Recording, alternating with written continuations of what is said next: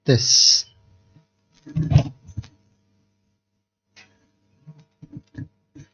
Bismillahirrahmanirrahim. Assalamualaikum warahmatullahi wabarakatuh.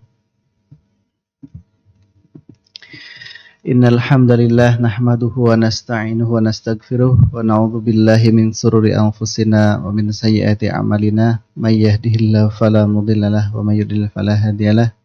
Asyhadu an la ilaha illallah wahdahu la syarikalah wa asyhadu anna Muhammadan abduhu wa rasuluh. Allahumma shalli ala Muhammad wa ala ali Muhammad amma ba'd. Hadirin sidang salat zuhur rahimakumullah. Alhamdulillah kita bersyukur bahwa pada hari ini kita bersama-sama dapat hadir di Masjid Baitul Tazkir dalam rangka melaksanakan kewajiban kita sebagai seorang muslim, yaitu salat zuhur berjamaah.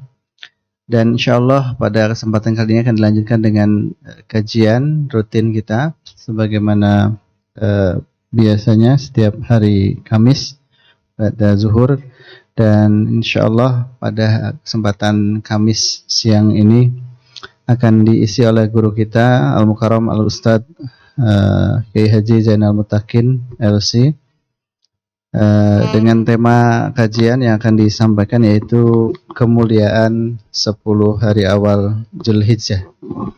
Insyaallah para jamaah yang baik yang hadir di Masjid Baitul Tazkir maupun yang mengikuti secara online menyimak melalui Microsoft Teams dapat mengajukan pertanyaan nanti di akhir kajian.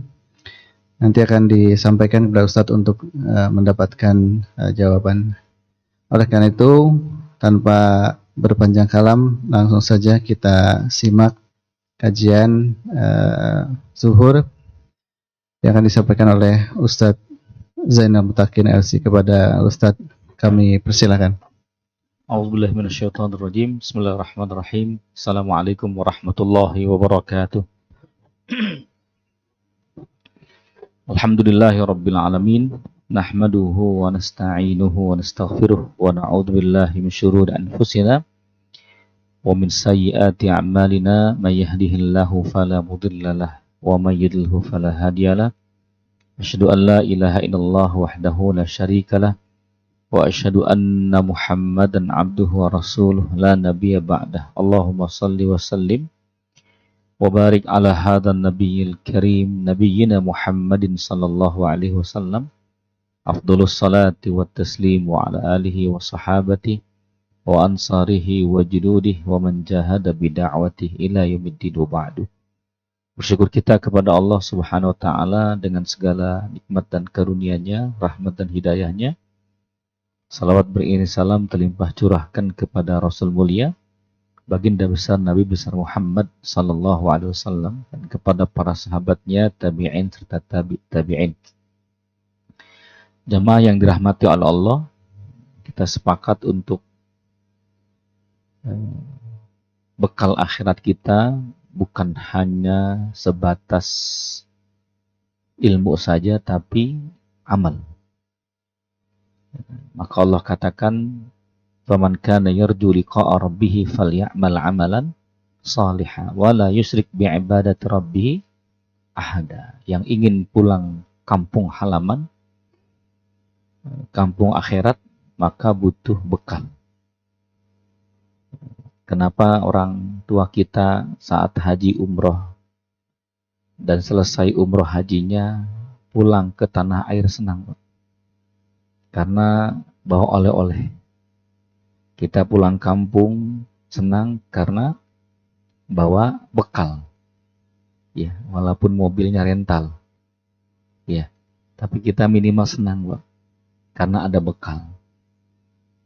Nah, saat kita pulang ke kampung akhirat, kira-kira senang nggak, Pak?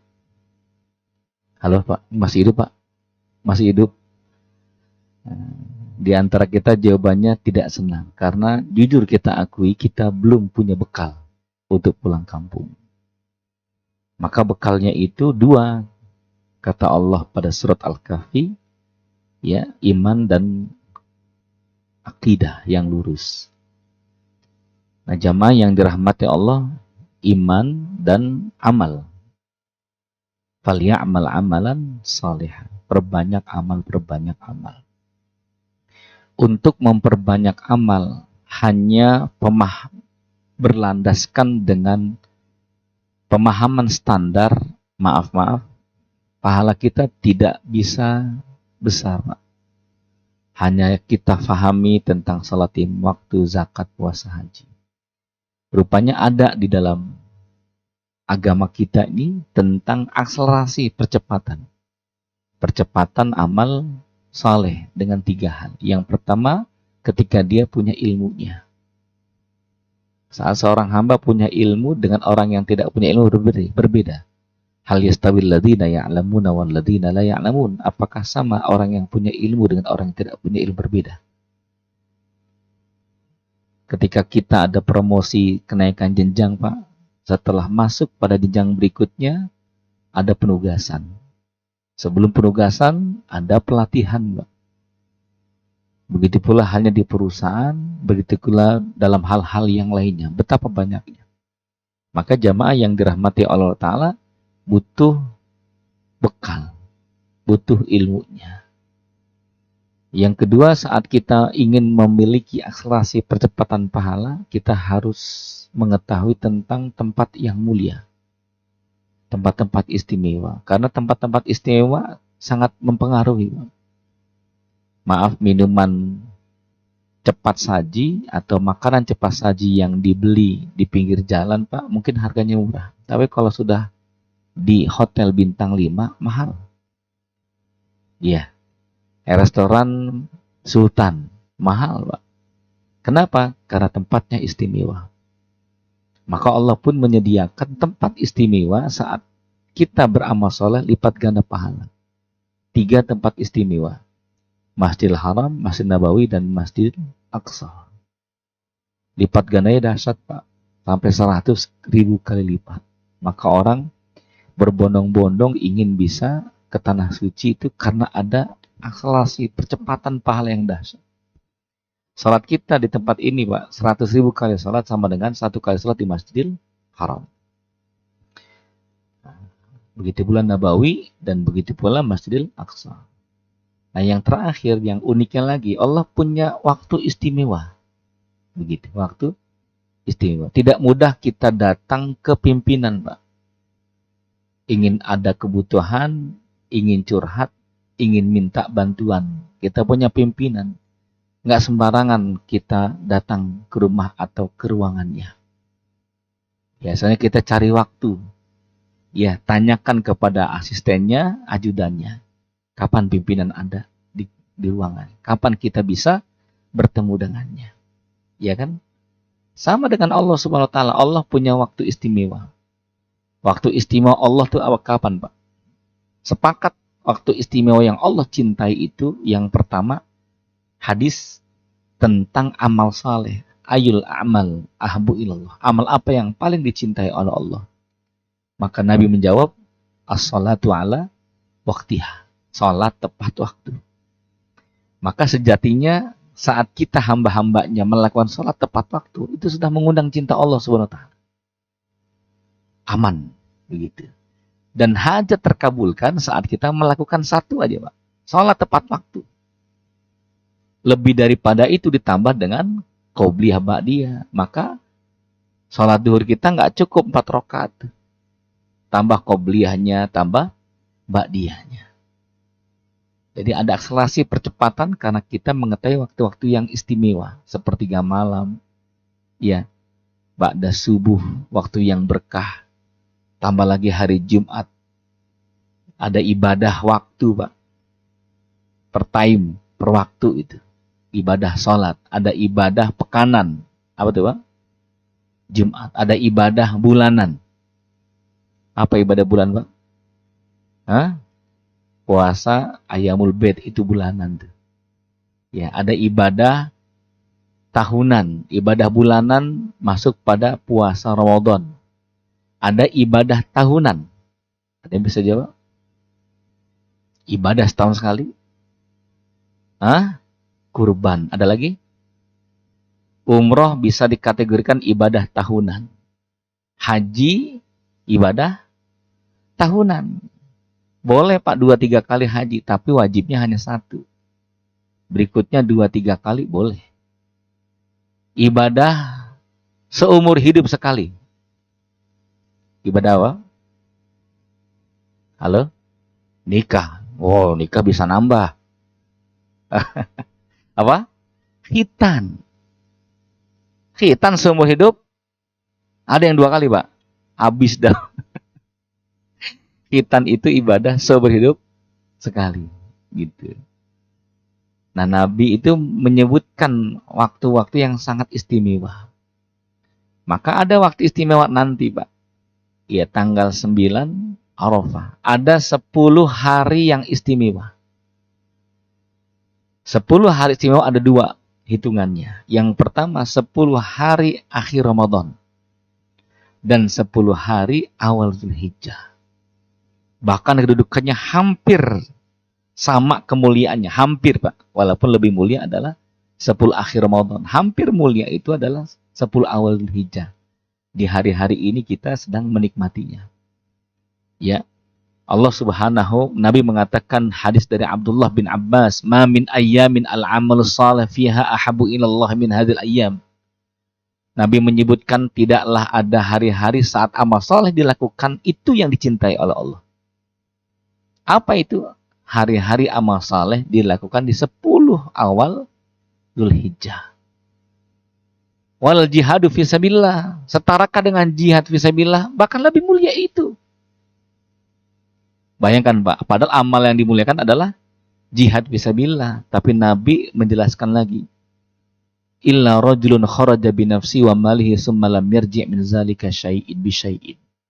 Kecuali mereka yang berjihad di jalan Allah, pulang hanya nama saja.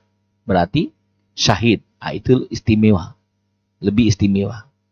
Kalau hanya sebatas berjihad saja, maka amalan-amalan yang dilakukan di awal-awal bulan Zulhijjah 10 pertama adalah amal yang indah, amalan yang dahsyat. Amalan apakah itu? Nah, kita lihat nih. Sebelumnya kita akan sampaikan keistimewaan bulan Zulhijjah itu apa, Pak?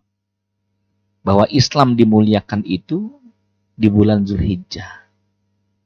Ya, al-yawma akmaltu lakum dinakum wa atmamtu 'alaikum ni'mati wa raditu lakumul Islam Madinah. Sempurnanya Islam, ya, nikmat dari Allah Subhanahu wa taala, dan Allah ridho dengan agama ini, itu turunnya pada bulan Zulhijjah.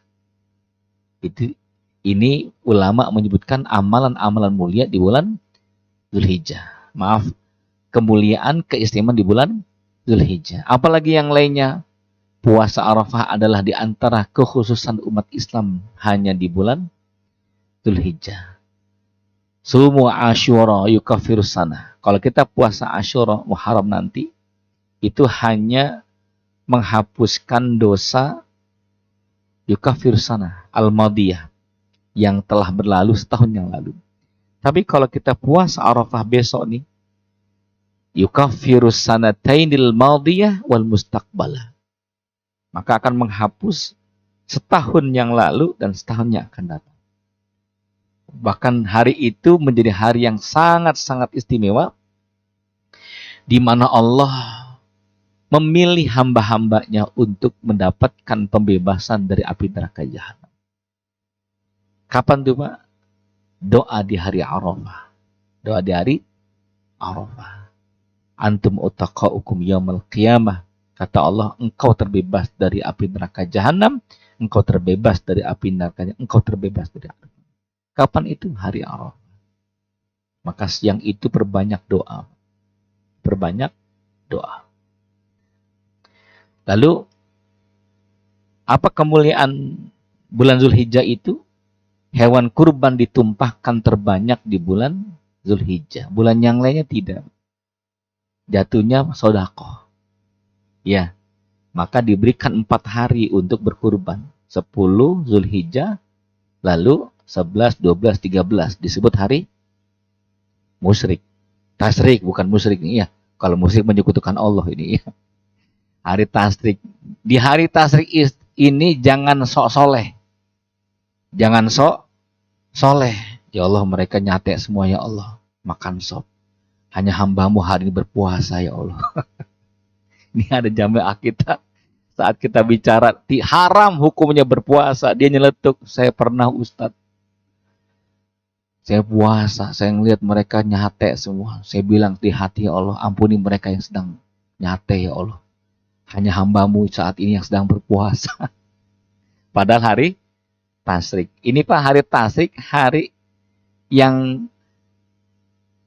sangat dianjurkan kita makan Pak, berpesta. Maka maaf, di Timur Tengah dengan di Indonesia polanya berbeda. Idul Fitri itu di Indonesia rame. Betul ya? Tapi kalau di Timur Tengah, Idul Fitri sepi Pak. Kenapa? Ditinggalkan Ramadan, sedih. Kita keluar, salaman, pelak-peluk dan sebagainya. Kata orang Mesir, ada acara apa ini? Lebaran Idul Fitri. Bukannya ente sedih ditinggalkan Ramadan gitu lah. Kita kan ramai Pak, silaturahmi. Ya, Masya Allah, open house. Gitu. Tapi kalau Idul Adha betul-betul meriah Pak. 10 hari itu meriah. Jalan-jalan makan, ayo silakan, ada sate dan sebagainya. Ayo mampir gitu. Nah, di Indonesia hari pertama saja ramenya Pak, potong kurban. Hari Tasyrik itu hari penuhnya rumah sakit Pak. Ya, beli simvastatin, asam urat, kolesterol. Begitu ya. Nah ini Masya Allah. Afdalul haji al-ajju was-sajju. Sebaik-baik pelaksanaan haji adalah yang paling banyak bertalbiyah dan paling banyak berhadyu, menyembelih hewan sebagai hadiah untuk fuqara.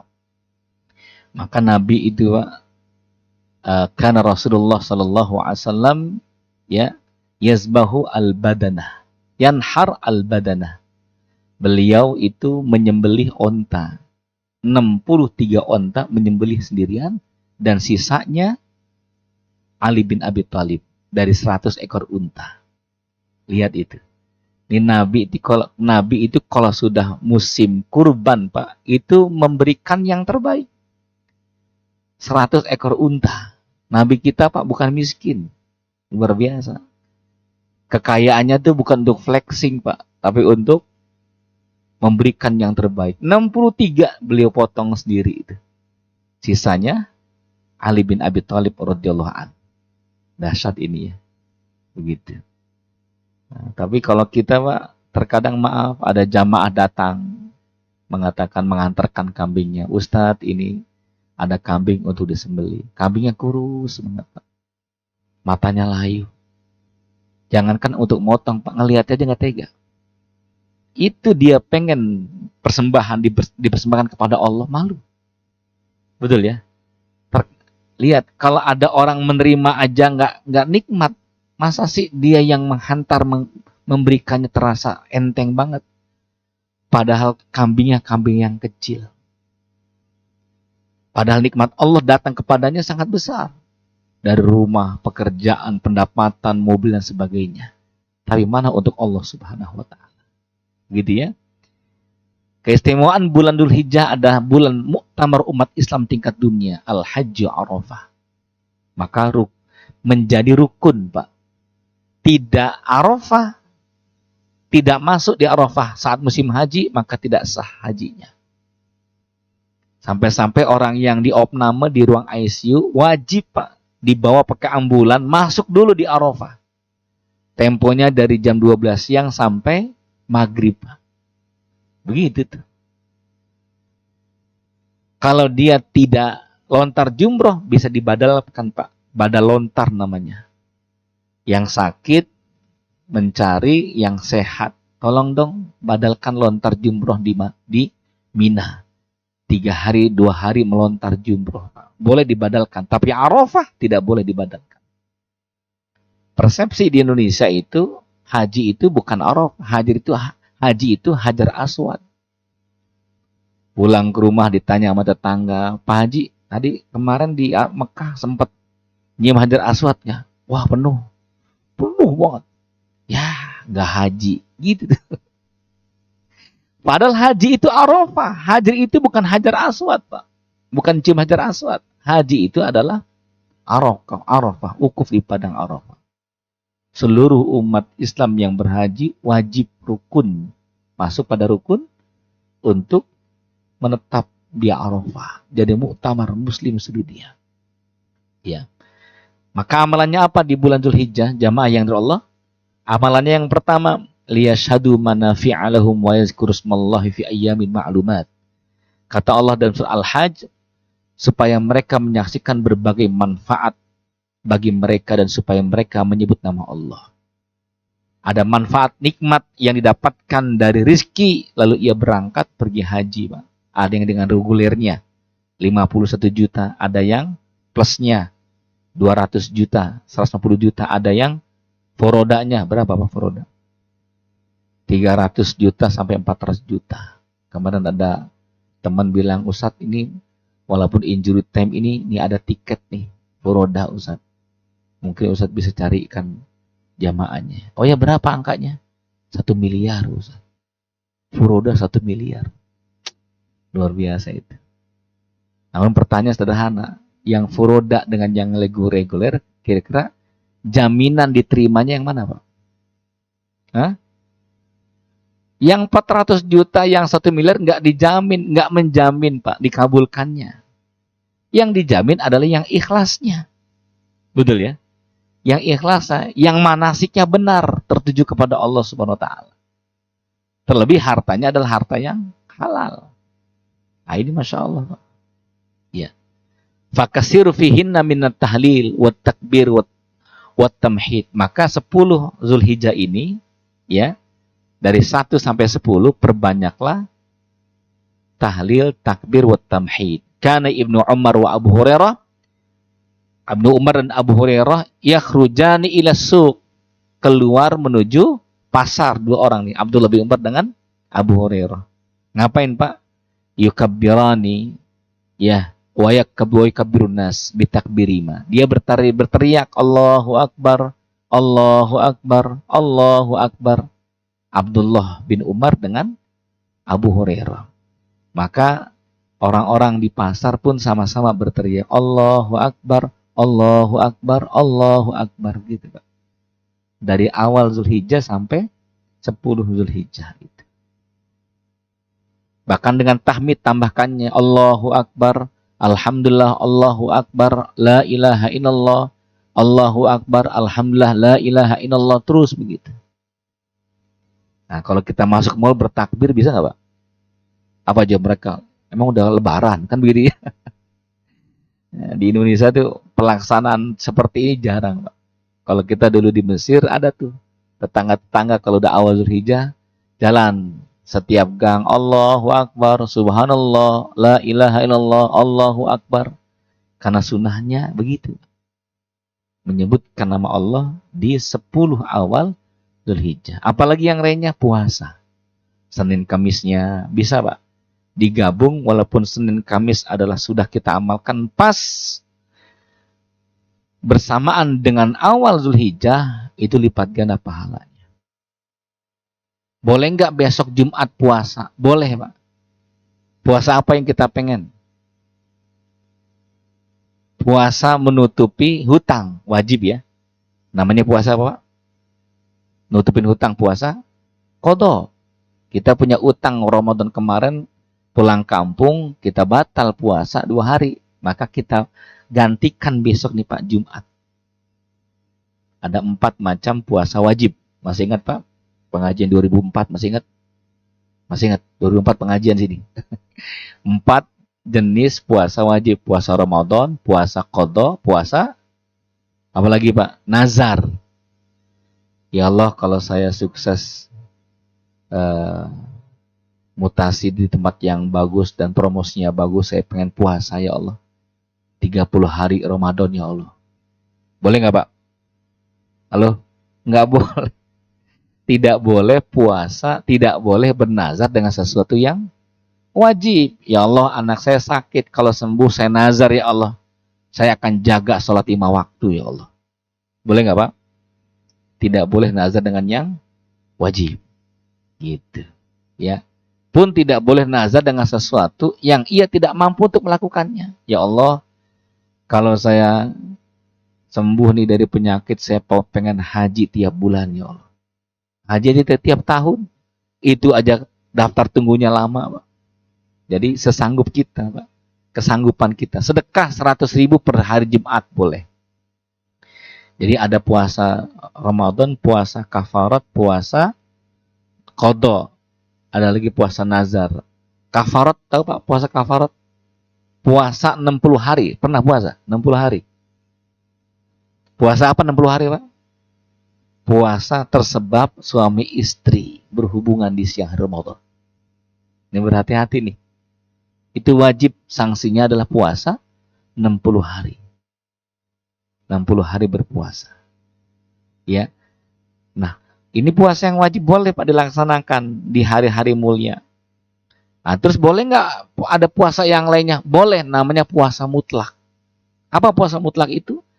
Nabi menyebutkan dalam hadisnya, man shoma yauman fi sabilillah ba'ada wajhahu minan nirani sab'ina kharifan.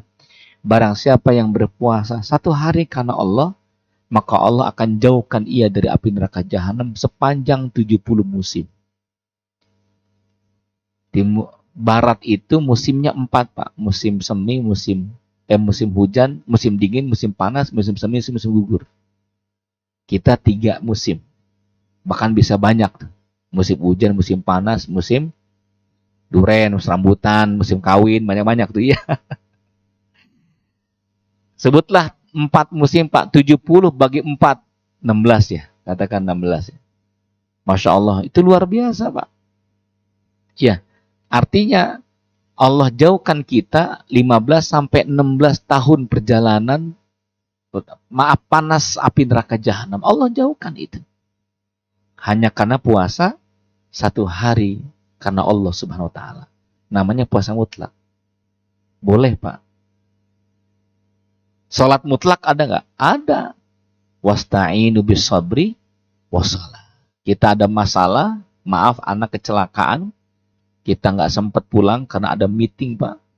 Sepanjang jalan gelisah, ada masjid masih gelisah juga, salat 2 rakaat. Bismillah. Namanya salat mutlak. Nah, lakukan itu di hari-hari yang mulia. Jadi ada jamaah yang Allah, ada perbanyak zikir, ada puasa, ada tilawah Quran, ada sedekah.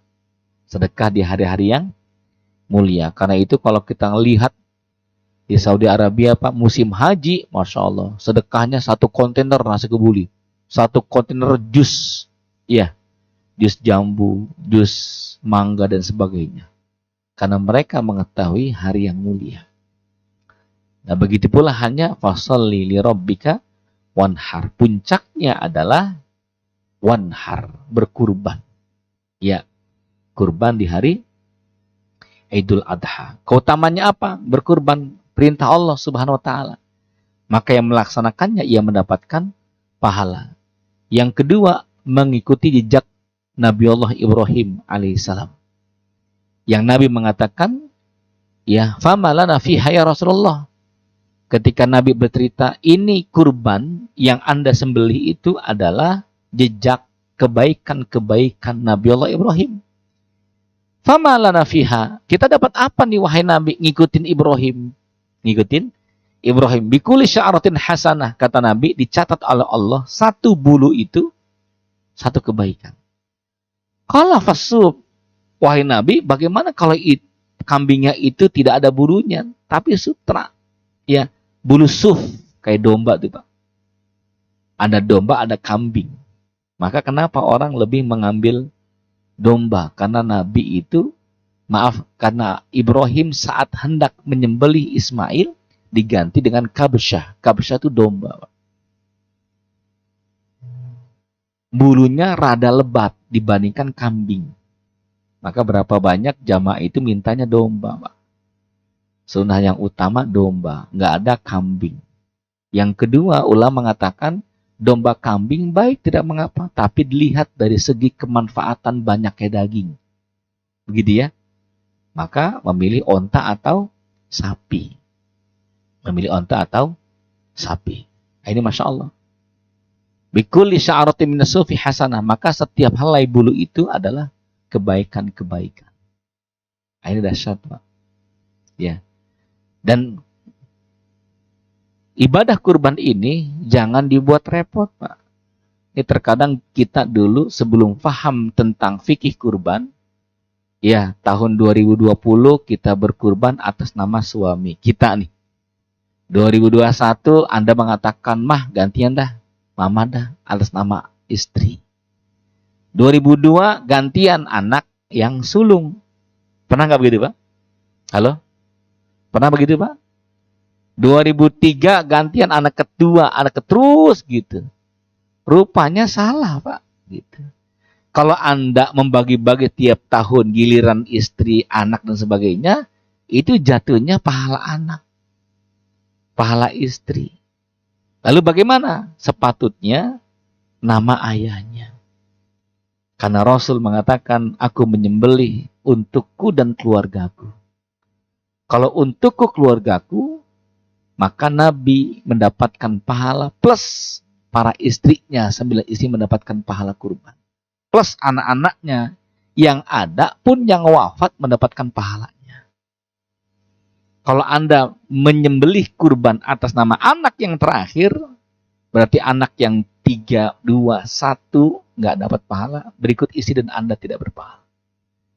Hanya pahala memberikan sedekah, kesempatan anak terakhir berkurban. Ya. Artinya apa? Ini kesempatan kita untuk bahwa agama Islam itu sangat mudah untuk berkurban. Ya. Nah, kalau kita lebih daripada itu bisa, alhamdulillah lakukan, Pak. Berarti 7 kambing.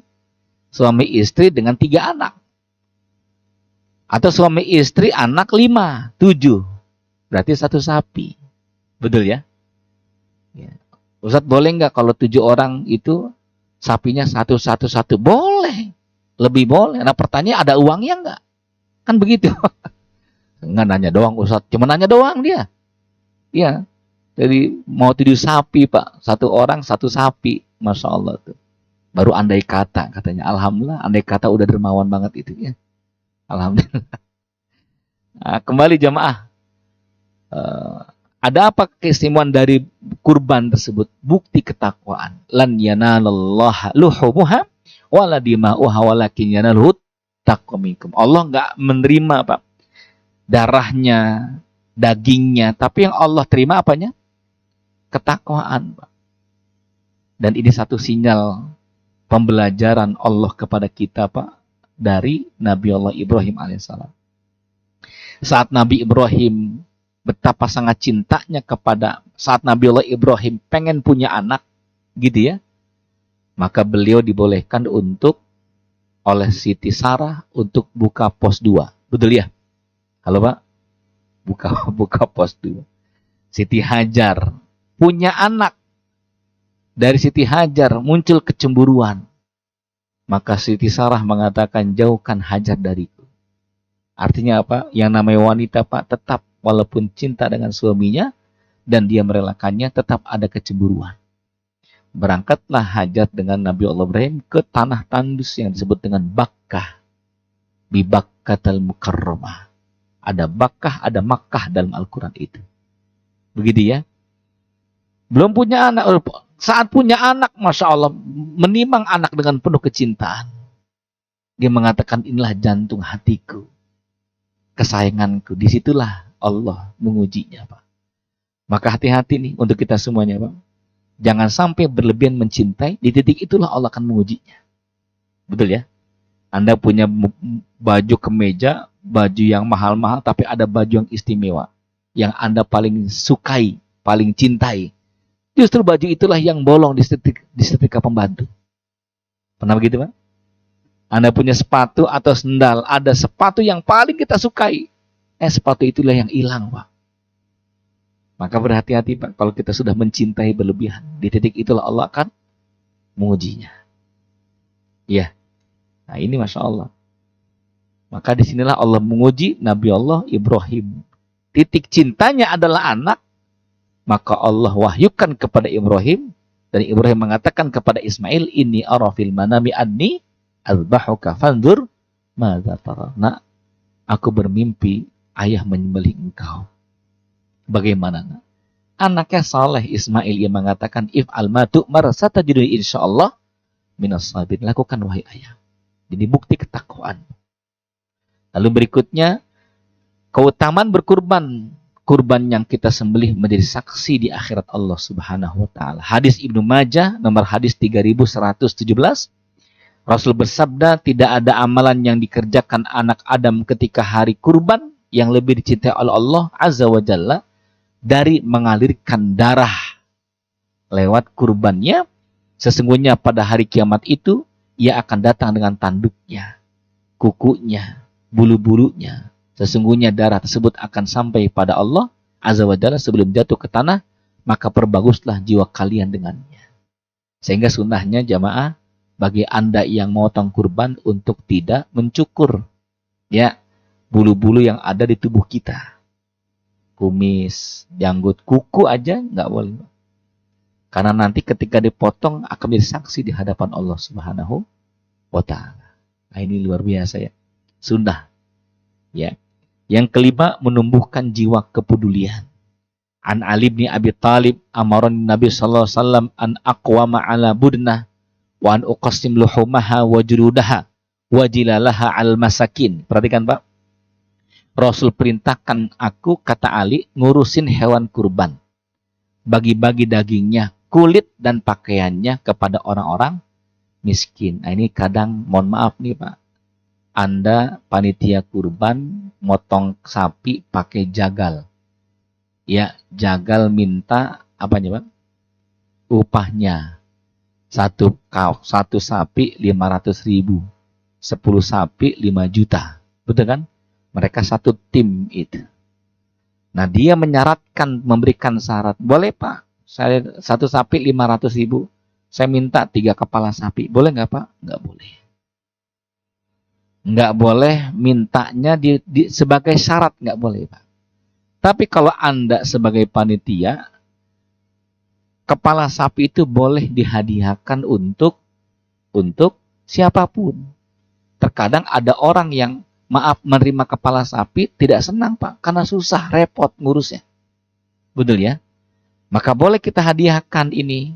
Anda sebagai panitia, boleh Pak, 1 sapi aja, jangan 2. Boleh. Karena dia sudah mendapatkan upahnya. Dan tidak boleh kulit sapinya itu diberikan kepada jagal. Yang dibolehkan 1 Pak, disedekahkan kepada fakir miskin. Kalau disedekahkan kepada fakir miskin, mereka nggak tahu bagaimana pengolahannya. Maka jalan yang kedua dalam fikih kurban adalah Anda jual uangnya untuk fakir miskin. Nah, ini fikih kurban, Pak. Yang kedua yang sering kita lihat itu, Bapak Ibu, panitia sedang motong-motong daging dan sebagainya. Panitia emak-emak masak daging. Oh, masak 5 kilo, betul ya? Tulangnya 2 kilo. Pertanyaannya, daging apa itu yang dimasak? Halo? Daging siapa yang dimasak itu? Nggak boleh, Pak. Daging siapa yang dimasak? Kalau kita di pesantren itu, kita akadkan bismillah ya Allah, yang saya masak daging saya. Karena kita motong ya 3 keluarga, kita katakan, abang, adek, ini daging kita masak untuk mereka. Akadnya jelas. Kita nggak dapat Pak dari kepandaian tersebut. Kita dapat dari masjid yang lainnya, dari jamaah, karena jamaah datang ke rumah, Ustadz ini ada daging, alhamdulillah dapat lagi. Kita nggak minta, tapi dikasih. Nah itu, masya Allah, hati-hati Pak, terjebak pada syubhat tentang pengolahan pengurus kurban tersebut. Begitu ya. Wala u'ti fi jizaratiha minha syai'an. Kata Nabi, aku tidak diperbolehkan memberi sesuatu apapun dari hewan kurban sebagai upah pada penyembelihannya. Nggak boleh, Pak. Dijadikan upah. Dah, potonglah tuh sapi dah. Nanti 10 kulitnya untuk ente dah. Nggak boleh, Pak. Tetap untuk fakir miskin. Kalau nggak bisa tadi ya, jual uangnya untuk sedekah fakir miskin yatim piatu. Nah, begitu ya. Nah, jamaah yang dari Allah, ada beberapa bahasan tentang kurban. Kurban atas nama perusahaan. Ada dua pendapat. Yang pertama adalah boleh, tapi hukumnya adalah sedekah. Karena tidak ada nama. Tidak ada nama. Kecuali, ini biasanya Pak, mohon maaf sebutlah namanya LG, Coca-Cola, iya Sony, Sanyo, dan sebagainya itu. Datang ke sebuah masjid, Pak Haji, ini masjid ini mendapatkan sapi, 2 sapi. Namanya siapa? Udah disebutkan nama PT-nya Pak. Itu jatuhnya bukan kurban. Jatuhnya adalah sedekah. Gitu. Bagaimana caranya supaya jadi pahala Pak?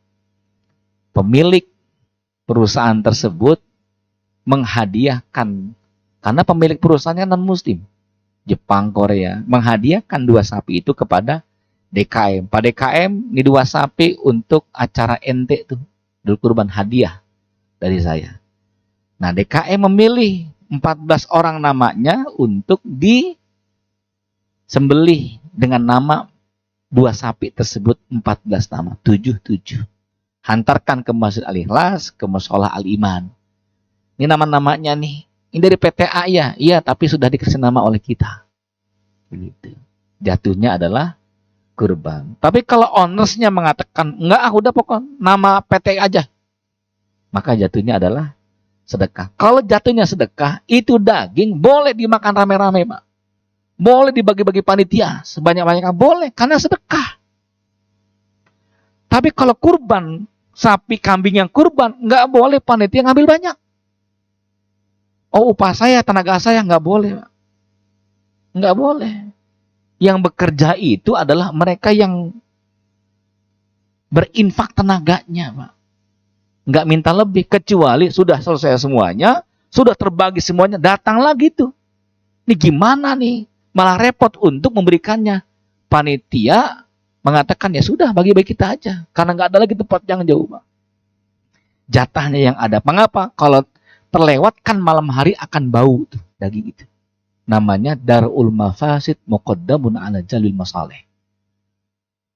Ya, darul mafasid, mencegah sesuatu yang buruk lebih diutamakan dibanding mengambil manfaatnya.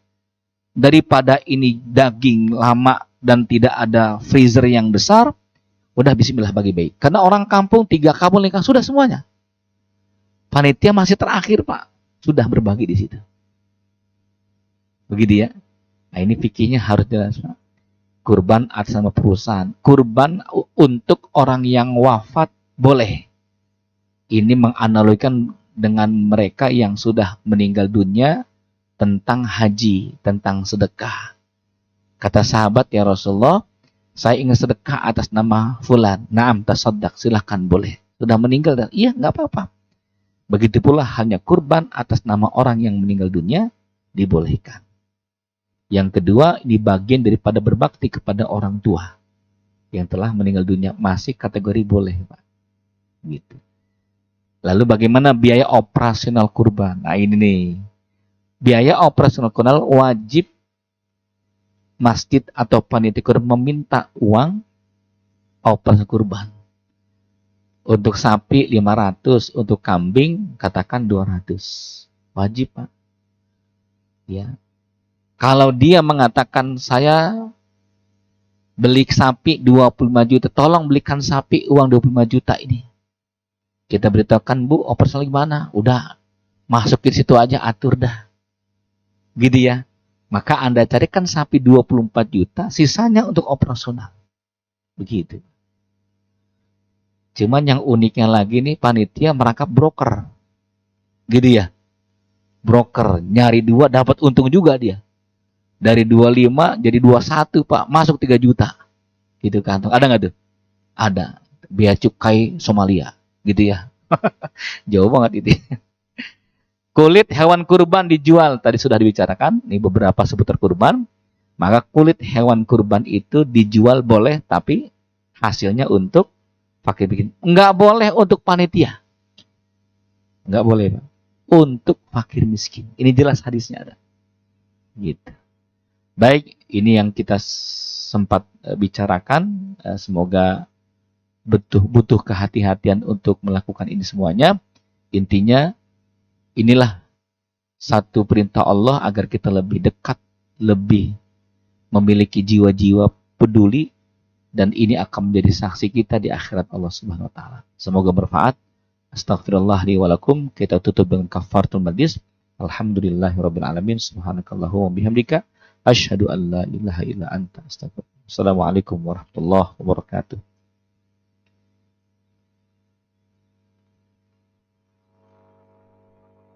Baik para jamaah, demikian kajian yang disampaikan oleh Ustadz. Jazakallahu khairan Ustadz Zainal Mutakin. Ada para jamaah yang ingin bertanya? Pak Tuh, Asep, banyak ya. ternyata Ya, banyak. mangga silakan. Pak Asep dulu silakan Pak Asep. Waalaikumsalam. Waalaikumsalam warahmatullahi wabarakatuh.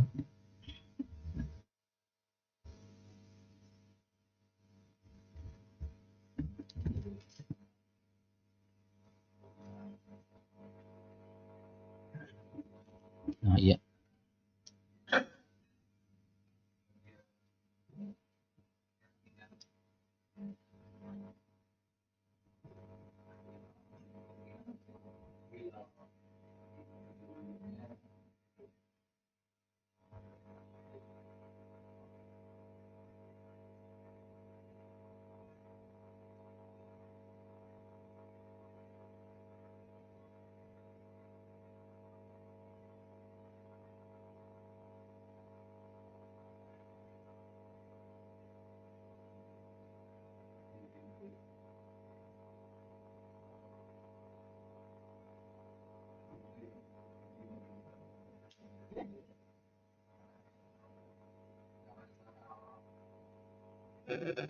Iya.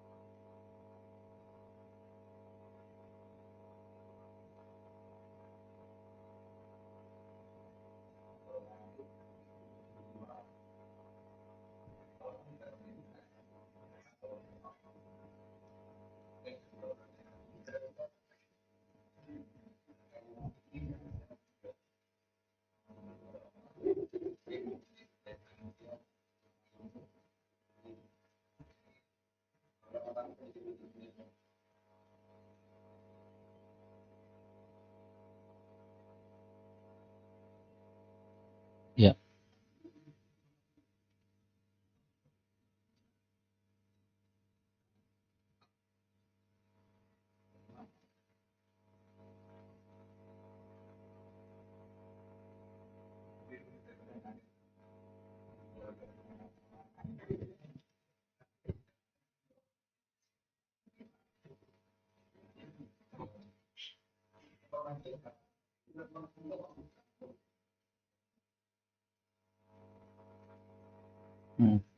Iya.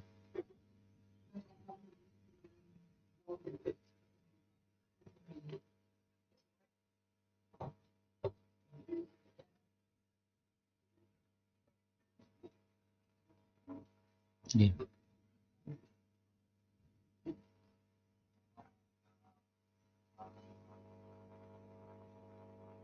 Baik, bismillahirrahmanirrahim. Yang pertama tentang puasa Arafah dengan apa yang terjadi ikhtilaf ya. Dari ikhtilaf itu amrun mu'tabar, karena itu kewenangan daripada ulama ya. Ulama punya patokan, punya landasan dan sebagainya. Ya, muncullah ada ormas NU Muhammadiyah karena mereka pun punya pijakan-pijakan. Kalau ingin mencari amannya Pak, ikut pemerintah. Ya, kalau mencari amannya. Tapi tidak salah kalau ada satu ormas tertentu yang dengan kecerdasannya, dengan bukti dan dalil yang sangat kuat itu punya pendapat yang berbeda. Maka muncullah perbedaan yang sengit di Indonesia, Pak. Untuk besok saja sudah mulai berbeda antara Kamis dengan Rabu Idul Adhanya. Kan begitu ya?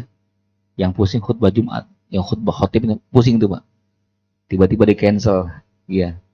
Karena berbeda ustadznya orang Muhammadiyah diundang di Masjid NU, gitulah kira-kira. Akhirnya mau nggak mau dia batalkan. Karena dia Idul Adhanya hari Rabu. Padahal undangannya hari Kamis. Macam-macam seperti itu. Gitu. Tapi yang saya pahami amrun mu'tabar karena masing-masing punya dalil yang kuat. Punya dalil yang kuat. Nah, sejatinya kalau pemerintah memiliki ketegasan untuk menyamakan seperti zaman Soeharto tuh hampir nyaris jarang berbeda, Pak. Idul Fitri dengan Idul Adha. Begitu pula halnya di Saudi Arabia dan Timur Tengah. Serempak semuanya. Karena peran politik pemerintah sangat kuat sekali. Itu. Tapi ulama-ulamanya betul-betul rata, Pak. Diambil dari berbagai macam pihak, disepakati. Begitu ya. Maka kalau kita melihat seperti ini, amannya ikut pemerintah. Tapi tidak salah juga kalau ada beberapa orang-orang yang cerdas punya dalil dan bukti yang sangat kuat. Apalagi ditemukan satu kitab tertentu, Pak, yang ilmu falaknya yang hebat. Idul Fitri, Idul Adha sudah diprediksikan sampai tahun 2000 sekian gitu. Kalau tidak salah lah ya di beberapa media sosial itu. Baik, tentang yang kedua, apa tadi saya lupa yang kedua ya?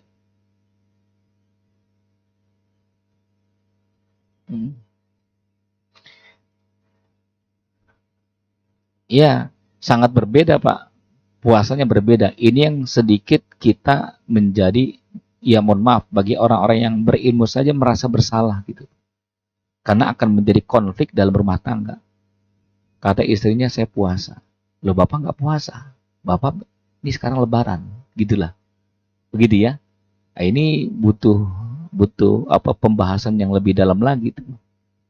Ya karena Arafah di Indonesia sudah berbeda, di Saudi sepakat tetap tanggal 9-nya puasa, Pak. Di kita kan hanya karena perbedaan pendapat, dua pendapat itulah yang menjadi berbeda dalam sikap puasanya. Begitu.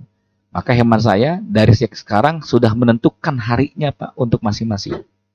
Walaupun terkadang di rumah tangga aja berbeda. Gitu ya. Kadang puasa Selasa, ada yang puasa Rabu. Gitu ya kan? Karena Idul Adhanya berbeda. Maka sebagai kepala rumah tangga ditegaskan, kita ikut yang mana nih? Ikut pemerintah, mangga silakan. Ayo kita ikut pemerintah.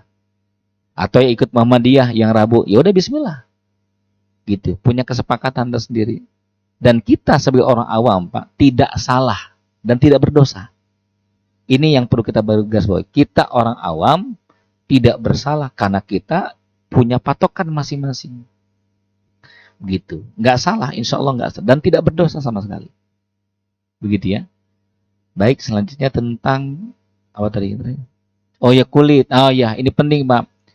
Ya, nilai ibadahnya seperti apa dengan kulit yang ada dalam yang sepertujuh.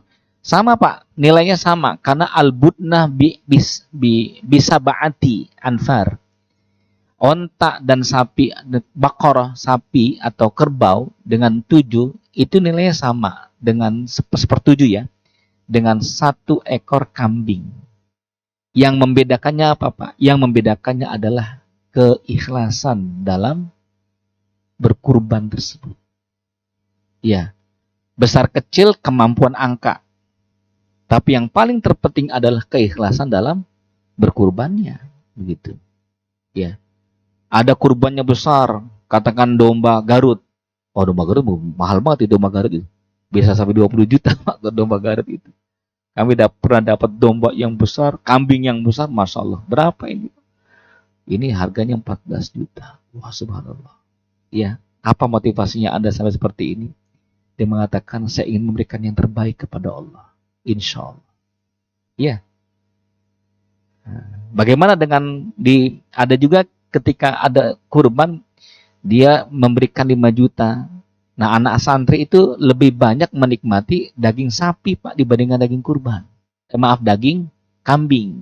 Akhirnya kita telepon, mohon izin Bu Haji, ini kami anak santri itu lebih banyak suka daging sapi. Dan memang dagingnya lebih banyak dibandingkan kambing, Pak.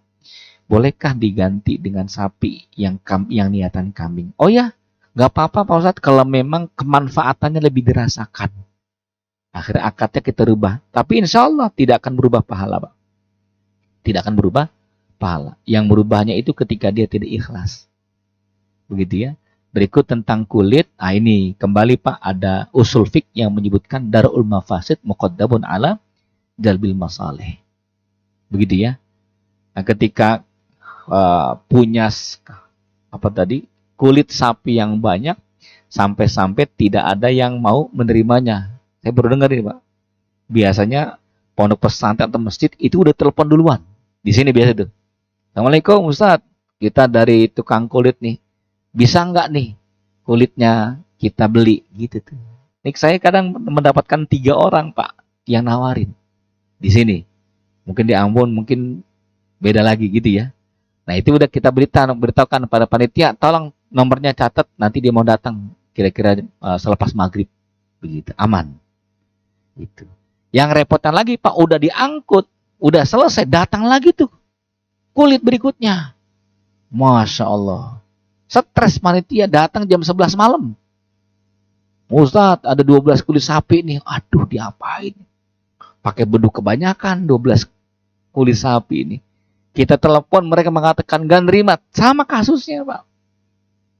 Sudah bismillah, taruh aja dulu di kamar mandi sampai besok. Semoga ada yang mencarinya. Rupanya sampai besok pun gak ada yang mencarinya. Mohon maaf Pak, kita gali tanah juga. Kenapa? Mudorotnya lebih besar. Baunya. Kan begitu ya? Iya. Kita mau jual ke siapa Pak? Kita mau olah, kita gak punya ilmunya. Begitu. Iya. Dan kalau kepala sapi, rebutan orang. Begitu ya. Datang kepala sapi. Ustadz, ada kepala sapi untuk yatim, santri. Siapa yang bisa ngolah ini? Akhirnya kita cari siapa tukang ojek. Bang, bisa ngolah ini nggak? Siap Ustadz, udah ambil dah, silahkan dah. Gitu.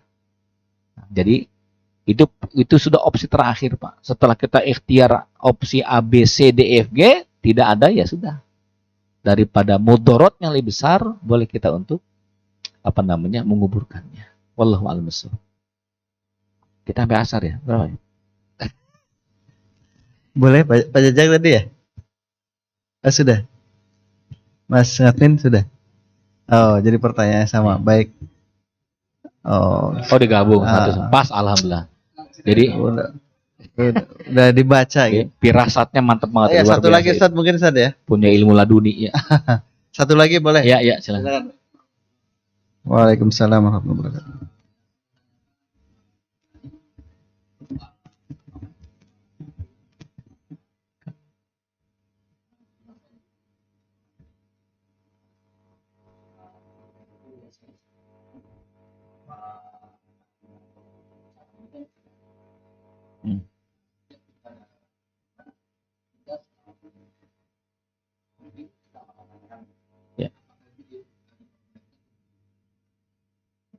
Tadi secara hadis diberikan kepada yang berhak.